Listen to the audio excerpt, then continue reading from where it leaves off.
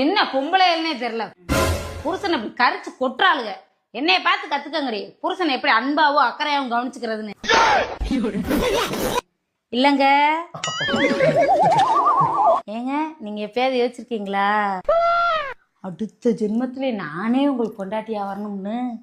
விளங்குமா?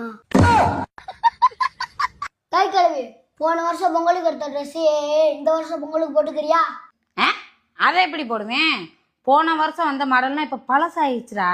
இந்த வருஷம் புது புது மாடலா வந்திருக்கும், அதைத்தான் பொங்கலுக்கு எடுத்து போடுவேன். போன வருஷம் பொங்கலுக்கு எடுத்த ட்ரெஸ்ஸே இந்த வருஷம் பொங்கலுக்கு நீ போட மாட்ட. ஆனா தாய்ப்பா மட்டும் இந்த ஜென்மத்திலயும் உன் கூட வாழணும், அடுத்த ஜென்மத்திலயும் உன் கூட வாழணுமா? கருமோ, இந்த ஒரு ஜென்மத்திலே இந்த கொடுமையெல்லாம் முடியாதா?